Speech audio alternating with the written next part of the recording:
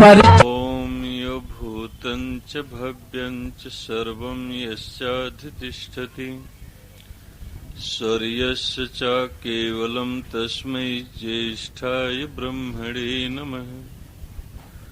नमस्ते सतेते जगत्कारणाय नमस्ते चिते सर्वलोकाश्रयाय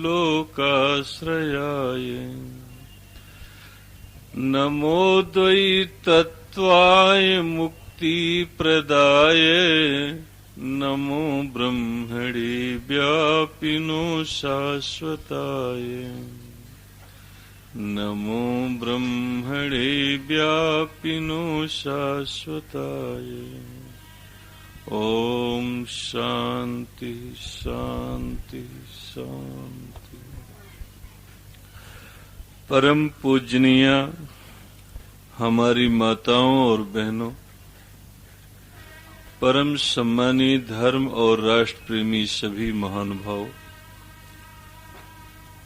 आत्मवर बच्चों,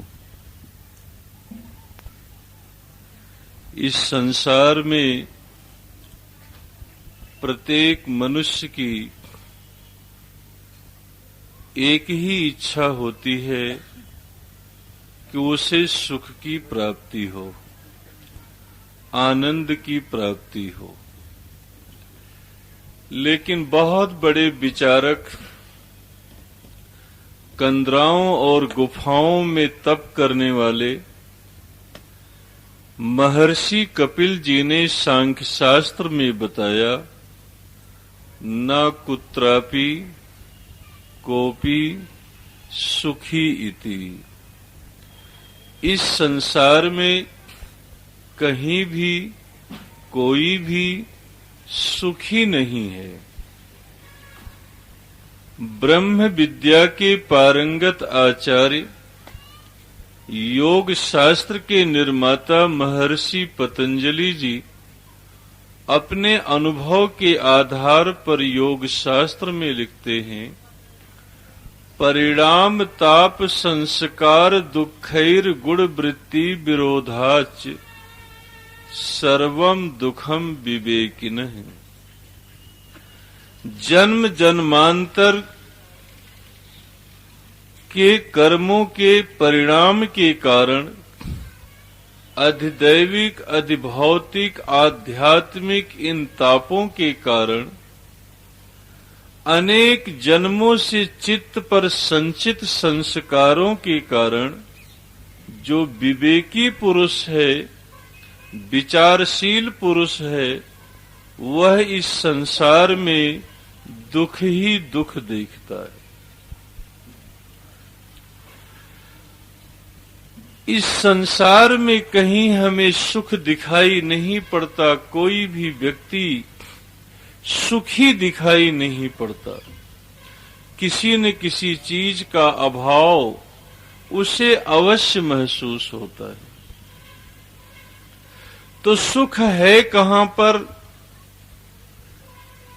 तो ब्रह्म विद्या के जीवन में अनुभूति करने वाले महर्षि वेद व्यास ने अपने जीवन में महान ग्रंथ लिखा जिसका नाम है वेदांत शास्त्र। वेदांत शास्त्र में ऋषि वेद व्यास जी कहते हैं, आनंदमयो अभ्यासाच, बार बार प्रयोग किए जाने के कारण सर्वशक्तिमान ईश्वर आनंद स्वरूप है।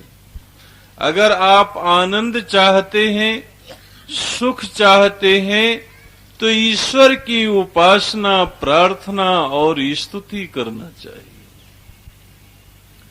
ऋषि व्यास कहते हैं, आनंदंतात प्रधानस्य, आनंद आदि जो लक्षण हैं, गुण हैं, वह उस ईश्वर के अंदर है।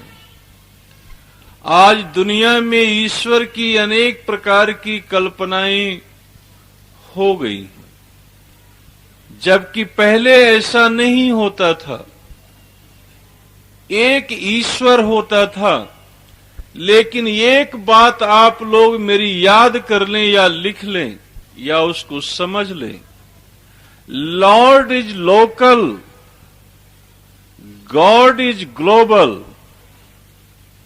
जो लॉर्ड होता है वह लोकल होता है।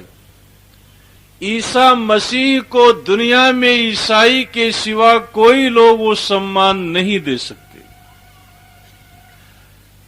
खुदा को, कुरान को मुसलमान के सिवा धरती पर दुनिया में कोई और सम्मान नहीं कर सकते। बुद्ध को, बौद्ध और महावीर को, जैन, राम कृष्ण को हिंदू के सिवा कोई सम्मान नहीं कर सकते। इसलिए लॉर्ड इज लोकल। जो लॉर्ड होता है वो पर्टिकुलर किसी सेक्ट का होता है, किसी कम्युनिटी का होता है, किसी रिलीजन का होता है। लेकिन गॉड इज ग्लोबल। जो ईश्वर होता है वो सबके लिए होता है। जी फॉर जनरेटर, उत्पन्न करने वाला। ओ फॉर ऑपरेटर, पालन करने वाला। डी फॉर डिस्ट्रॉय, संहार करने वाला। जो उत्पन्न करने वाला है, पालन करने वाला, संहार करने वाला, वह ईश्वर पूरे ब्रह्मांड के लिए है। और ईश्वर की खोज अगर जैमिनी के बाद किसी महापुरुष ने किया तो उसका नाम था महर्षि दयानंद। उसकी खोज शंकराचार्य नहीं कर पाए, उसकी खोज गौड़पाचार्य नहीं कर पाए, उसकी खोज और महापुरुष नहीं कर पाए। लेकिन उसकी सही तरह से गॉड की खोज किया, उसका नाम था ऋषि दयानंद। तो Lord is local, God is global.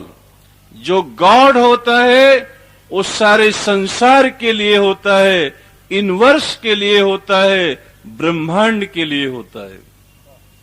वह ईश्वर है कैसा, किस प्रकार से है, तो इस बात को मैं चक्कर में पड़ना नहीं जानता। आज दुनिया के लोग विज्ञान को प्रमाण मानते हैं और कहते हैं जो साइंस रिसर्च करती है वही बात प्रमाणिक मानी जाती है। दुनिया में 1905 से लेकर 1960 तक विज्ञान जगत में क्रांति लाने वाले थे, उनका नाम था अल्बर्ट आइंस्टाइन। उस अल्बर्ट आइंस्टाइन के गुरु थॉमस एडिसन ने संदरलैंड में साइंस एंड कॉन्फ्रेंस रिलीजन में स्वीकार किया कि too many people have got a microscopic idea of the creator. They would only study his wonderful works and sounds and nature herself and the natural laws. They would have a much broader idea of the great engineer. I can almost distance by chemistry. संसार के लोग उस ईश्वर के अस्तित्व के विषय में बहुत कम जानते हैं, लेकिन मैं रसायन शास्त्र के आधार पर, केमिस्ट्री के आधार पर उस ईश्वर की सत्ता सिद्ध कर सकता हूं और वह सर्वव्यापक हर जगह मौजूद होगा। इसीलिए यजुर्वेद के 32वें अध्याय के 3 मंत्र में कहा, ना तस्य प्रतिमा अस्ति। उस ईश्वर की कोई प्रतिमा नहीं है।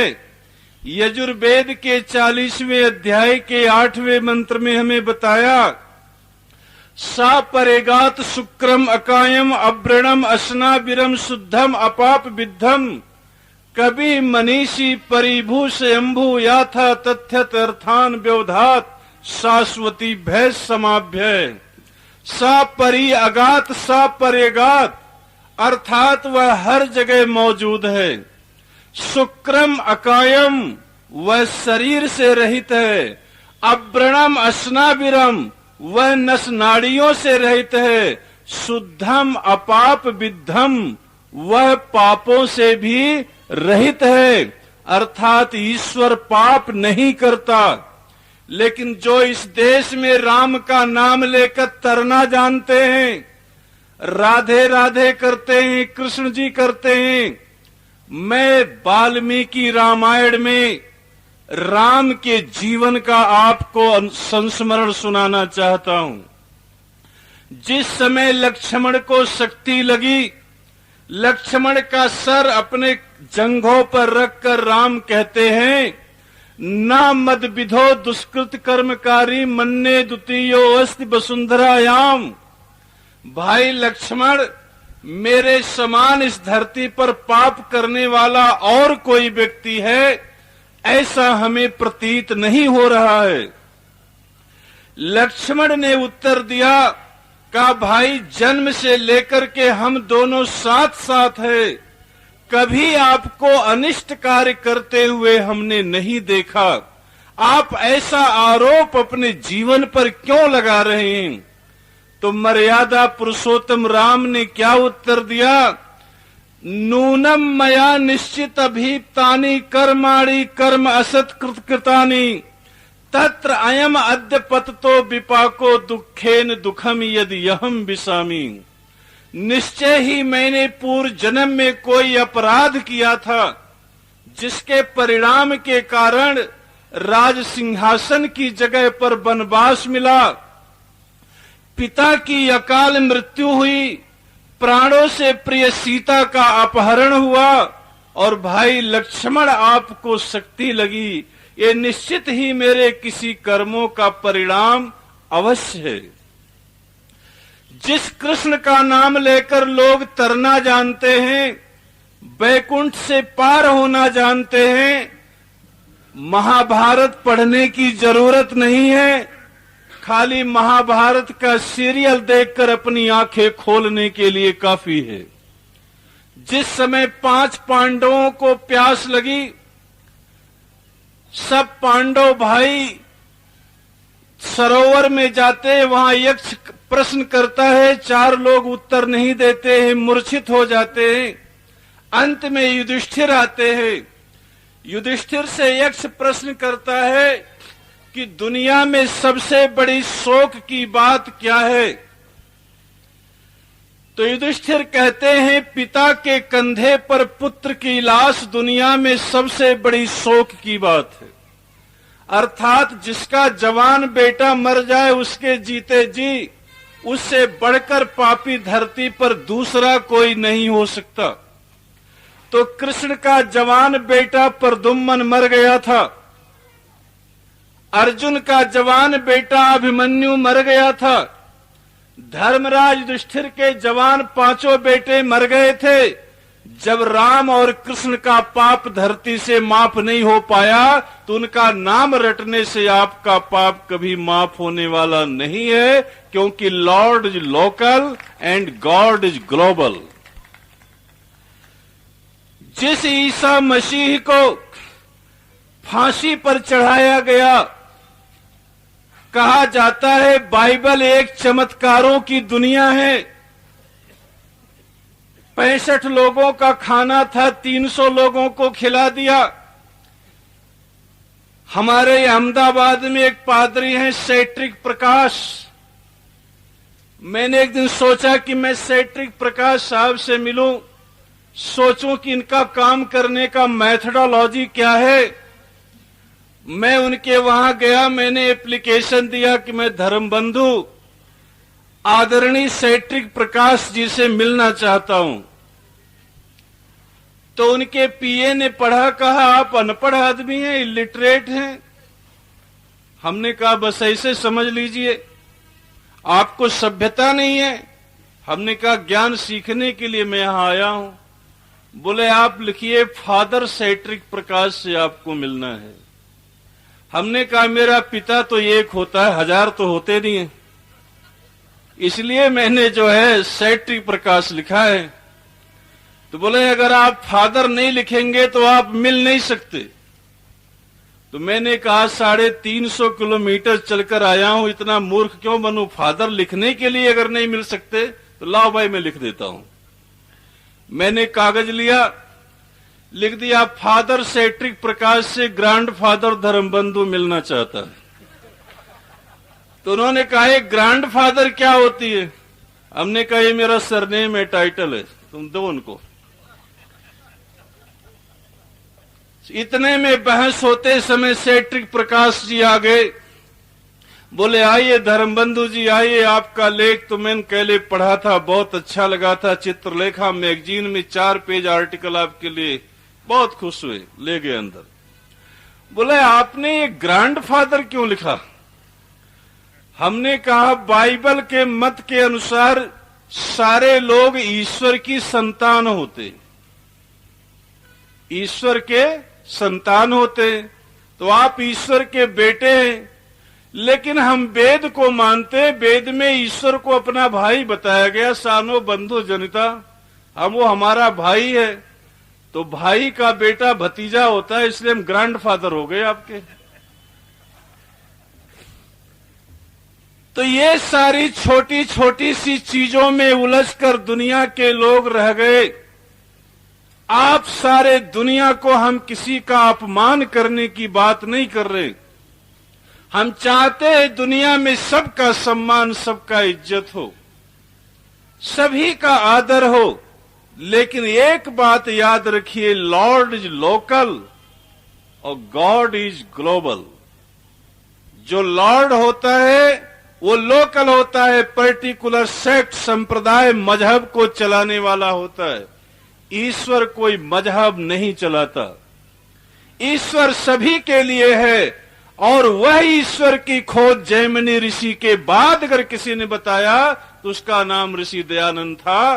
कोई शंकराचार्य, कोई मठाधीश ने हमें ये शिक्षा नहीं दिया, कोई पीरे पैगंबर ने नहीं दिया। जिस पूजा पद्धति की बात हमारे भजनोपदेशक जी कर रहे थे, मैं आपको गारंटी के साथ बता रहा हूं कि पूजा पद्धति भगवान की बनाई हुई नहीं है।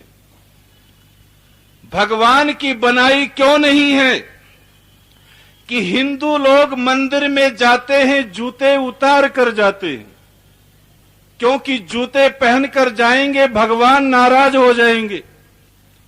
लेकिन ईसाई लोग चर्च में जाते हैं तो जूते पहन कर जाते हैं। जूते पहनकर उपासना करने वाला व्यक्ति कहता है कि मेरी बात भगवान सुन लेगा, और जूते निकाल कर जाने वाला यह भी दावा करता है कि मेरी बात भगवान ने सुन ली। हिंदू लोग उगते हुए सूरज की पूजा करते हैं और मुसलमान लोग डूबते हुए सूरज की पूजा करते हैं। उगते हुए सूरज की पूजा करने वाले का कभी भला नहीं हुआ और डूबते हुए सूरज की पूजा करने वाले का कभी नाश नहीं हुआ। तो मनुष्य एक स्वार्थी प्राणी है। चूंकि ये हिंदू धर्म एशिया में है, यहां मॉर्निंग का क्लाइमेट प्लेजेंट होता है, लोग जूते निकालकर, कपड़े निकालकर मंदिर में जाकर तिलक चांदला करते हैं।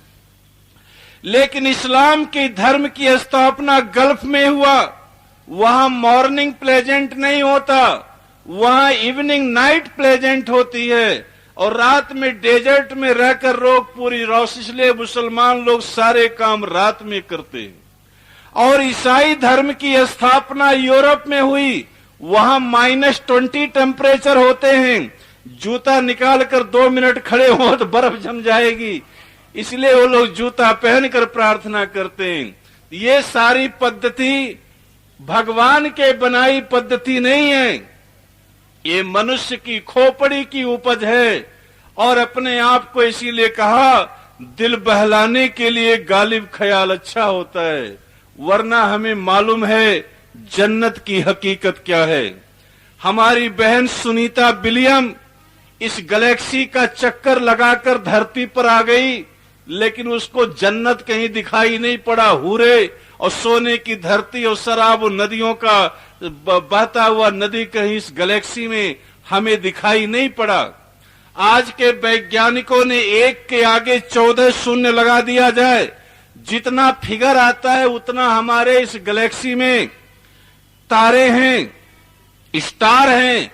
इतने तारों की खोज कर ली, लेकिन कहीं वो जगह नहीं मिली जहां जन्नत का स्थान हो। और ऐसे ऐसे 2 बिलियन सौर मंडल, 2 अरब गैलेक्सी की खोज आज तक हो गई। कहीं सातवां आसमान और चौथा आसमान मिला नहीं। जब आसमान ही दो इस ब्रह्मांड में नहीं मिले तो चौथे और सातवें आसमान पर इनके पिताजी कहां से बैठे हैं, ये दुनिया को सोचना चाहिए और अपनी आंखें खोलना चाहिए। इसीलिए ऋषि दयानंद ने कहा बिस्मिल्लाह ही झूठ है, शुरुआत ही झूठ से हुई, क्योंकि उसका कोई आधार नहीं है। तो वह तर्क, वह सोच हमें जो पैदा किया, हमने सभी के साथ इंसानियत और व्यवहार की बातें की, अर्थात वह ज्ञान का प्रचार सारी दुनिया में हुआ। आज हिंदू धर्म की खिल्लियां हिंदुस्तान के लोग उड़ाते हैं, लेकिन आपकी आंखें खोलने के लिए मैं एक छोटा सा एग्जाम्पल देता हूं। 1949 में इंडोनेशिया आजाद हुआ था। इंडोनेशिया जब आजाद हुआ तो डच लोगों ने उनसे कहा कि ये आपका जो न्यूगिनी द्वीप है, वो न्यूगिनी द्वीप पर हमारा अधिकार रहेगा। तो इंडोनेशियन लोग ने कहा कि न्यूगिनी द्वीप भी हमारा है। तो उन्होंने कहा कोई हिस्टोरिकल एविडेंस अगर आप ला दो तो हम न्यूगिनी द्वीप भी छोड़ देंगे। विश्व की सबसे बड़ी इस्लामिक कंट्री इंडोनेशिया, उन्होंने ऐतिहासिक प्रमाण रामायण के, वाल्मीकि रामायण के कृष्णकंधा कांड के 40वें अध्याय के 30 और 31 नंबर के 2 श्लोक प्रस्तुत किए। और श्लोक थे यत्नवंतो यवद्वीपम सत्रजो शोभितम सुवर्ण रूपक दीपम सुवर्णकार मंडितम यव दीपम अतिक्रम्य शिष्य नाम पर्वतः दिवम स्पृशति श्रृंगेर देव दानव सेवित। अर्थात ये जो इसमें जो है रूप्य दीपम न्यूगिनी का उन्होंने प्रमाण बता दिया। तो डच लोगों ने इस बात को प्रमाणित मानते हुए, ऐतिहासिक मानते हुए न्यूगिनी द्वीप पर अपना अधिकार छोड़ दिया। और हमारे देश में कहा जाता है रामायण तो एक नॉवेल है, उपन्यास है, वो कोई नॉट हिस्टोरिकल ग्रंथ। लेकिन इंडोनेशिया इसको प्रमाण मानता है, डच लोग इसको प्रमाण मानते हैं, और हमारे यहां उसको उपन्यास और नॉवेल तक हमने सीमित कर दिया। चूंकि हम लोग न जाने की सोच के बने हैं, इसलिए अगर हम सच्चे भक्त और सच्चे ईश्वर प्रिय बन जाएं तो हमारी सोच अच्छी होगी और हम सही सुख चाहते हैं, सही शांति चाहते हैं, तो सच्चे ईश्वर की हमें उपासना करनी चाहिए। जो ईश्वर यूनिवर्सल है, जो लॉ डिवाइन लॉ है, और हम सुखी होना चाहते हैं तो हमें वेदों का अध्ययन करना चाहिए। जैसा महर्षि वेद व्यास जी ने बताया, मंत्र वर्णिकम एव च गीयते, जिस ईश्वर का वर्णन वेद मंत्रों में किया गया है वही ईश्वर आनंद स्वरूप है।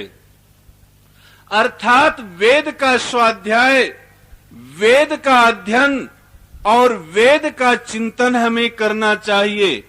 वेद कोई धर्म ग्रंथ नहीं है, वेद कोई पुस्तक नहीं है। वेद का अर्थ होता है ज्ञान, नॉलेज।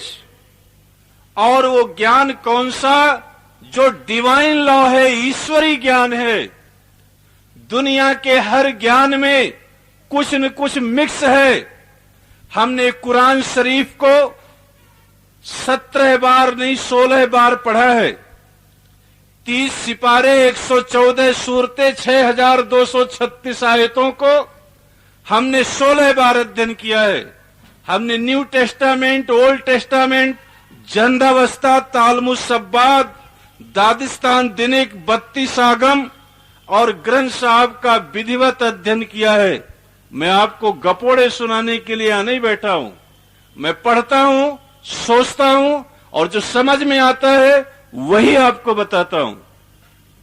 मैं इस जिम्मेदारी के साथ कह सकता हूं कि पूरे कुरान शरीफ के अंदर 79 आयतें ऐसी हैं जो स्पिरिचुअलिज्म, आध्यात्मिक बात करती हैं। बाकी टोटल हिस्टोरिकल और वहां की स्टोरी सब अरब देश की बनाई गई है। लेकिन कुरान शरीफ में एक आयत है, वो कही है कि ये कुरान शरीफ सिर्फ अरब के लोगों के लिए बनाई गई है। और जब अरब के लोगों के लिए बनाया गया है तो हिंदुस्तान के भाइयों को सोचना चाहिए इस पर, चूंकि वो सिर्फ एक पर्टिकुलर सेक्ट के लिए बनाया गया है। बाइबल के अंदर अलग अलग प्रकार के चमत्कार बताए गए हैं। तो पादरी सैट्रिक प्रकाश ने कहा कि आप हिंदू धर्म में क्यों विश्वास करते हैं? तो हमने कहा आप ईसाई धर्म में क्यों विश्वास करते हैं? बोले तो धर्म बड़ा महान है। ईसा मसीह ने मुर्दे के ऊपर पानी छिड़क दिया, वो जिंदा हो गया। अंधे को आंख दे दी, बीमारी का रोग दूर कर दिया, बीमार व्यक्ति का रोग दूर कर दिया। हमने कहा चमत्कार से दुनिया महान हो गई। तो हमने कहा हमारे यहां चमत्कार एक बालक ने दिखाया, वो पूरा इस पृथ्वी से 15 लाख किलोमीटर छलांग लगाकर सूर्य को मुख में रख लिया। अगर चमत्कार पर ही मानते तो 15 लाख किलोमीटर छलांग, ये सूर्य हमारे पृथ्वी से 15 लाख किलोमीटर है और हमारे पृथ्वी से 13 लाख गुना बड़ा ये सूर्य है। उस पूरे सूर्य को उन्होंने मुख में धर लिया। बोले डेट इज लाई, वो तो झूठ है। तो हमने कहा ये झूठ है तो तुम्हारा भी झूठ है। तो इस तरह से बात में लोग सोचने समझने के लिए विवश नहीं होते। चूंकि मैं इतना जानता हूं, अंत में इस कहानी को यहीं समाप्त करता हूं। बहुत बड़े विद्वान और मनीषी महर्षि वात्सायन जी ने हमें सिखलाया, वो बात मुझे बहुत अच्छी लगती है। वो कहते हैं जहां स्वार्थ और अहंकार चौकड़ी मारकर बैठ जाते हैं, मैं उसकी अपनी तरह से व्याख्या करता हूं महर्षि वात्सायन के शब्दों का। महर्षि वात्सायन जी ने न्याय शास्त्र के सूत्रों की व्याख्या करते हुए बताया कि जहां स्वार्थ और अहंकार चौकड़ी मार करके बैठ जाते हैं, वहां सत्य के लिए कोई स्थान नहीं होता। तो चूंकि स्वार्थ और अहंकार से दुनिया में सब चल पड़ते हैं, सब खुदा बन जाते हैं, सब भगवान बन जाते हैं। कुंवर सुखलाल मुसाफिर यही कहा करते थे, सब खुदा बन गए जमाने में कोई बंदा नजर नहीं आता। देश भारत की खुदा खैर करे, हाल अच्छा नजर नहीं आता। किससे तमसील दे जमाने को, कोई ऐसा नजर नहीं आता। योजनाएं तो बनती हैं बहुत मगर काम होता नजर नहीं आता। जो खुद बुरे हैं इंसान मुसाफिर, उन्हें कोई अच्छा नजर नहीं आता। तो हर लोग अपने अपने मजहब की पुष्टि करते हैं। महाराज भर्तृहरि जी, इन लोगों को समझाना चाहिए, क्या इनके अंदर सत्य का ज्ञान प्रकाश नहीं होता? तो महाराज भर्तृहरि जी ने बहुत अच्छी बात समझाई। कहा विद्वान को समझाना बड़ा आसान होता है, विद्वान को समझाना बड़ा आसान होता है और मूर्ख को समझाना बड़ा आसान होता है। लेकिन जो विद्वान भी नहीं है, मूर्ख भी नहीं है, उसको परमात्मा भी नहीं समझा सकता। ऐसा महाराज भर्तृहरि जी नीति 7 शतकम में लिखा हुआ है और ये बात सत्य है। हमने देखा स्टीफन हॉकिंस की ब्लैक होल थियरी को चैलेंज जब हमारे मित्र डॉक्टर आभास मित्रा ने दिया, तो स्टीफन हॉकिंस ने उसको स्वीकार किया, सुधार किया और उनको थैंक्स का लेटर लिखा। लेकिन अगर कोई धार्मिक व्यक्ति के अंदर कहो कि आपके धर्म में ये कोई कमी है, तो सुधार नहीं करेंगे, वो लड़ने के लिए तैयार हो जाएंगे। वैज्ञानिकों में एकता है, चूंकि विद्वान को समझाया जा सकता है और मूर्ख को समझाया जा सकता है, लेकिन जो विद्वान भी नहीं है, मूर्ख भी नहीं है, हमारे जैसे लाखों करोड़ों रोज उपदेश करे, भाई रोज भजन गाएं, कुछ फर्क पड़ने वाला नहीं है। चूंकि वो न विद्वान है न मूर्ख है, उनको परमात्मा भी नहीं समझा सकता। और यही दुनिया में आज चल रहा है। तो मेरे भाइयों और बहनों, हमें अपने शरीर में से, अपनी आत्मा में से अहंकार और स्वार्थ के लिए स्थान को हटाकर हमें सच्चे ज्ञान की तरफ चलना चाहिए। और वो सच्चा ज्ञान क्या है कि सारे ऋषियों ने उसे आप्त प्रमाण माना है। जैसे दुनिया के सबसे बड़े अपने जमाने के विद्वान थे महर्षि पतंजलि, वो कहते हैं स एष पूर्वे सामपि गुरु काले नान वच्छेदात।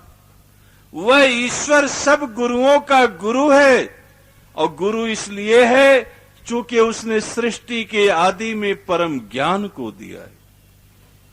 महर्षि कणाद जी इस बात को समझाते हुए कहते हैं, वैशेषिक शास्त्र में तद वचनात् आमना यश प्रामाण्यम, परमेश्वर के वचन ईश्वर के वचन होने के कारण वेद प्रमाण की कोटि में आते हैं।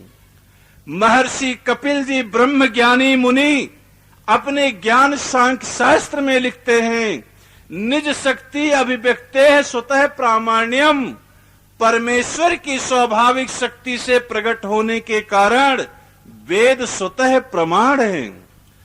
बहुत बड़े न्यायविद, न्याय शास्त्र के निर्माता महर्षि गौतम जी न्याय शास्त्र के अंदर वो लिखते हैं,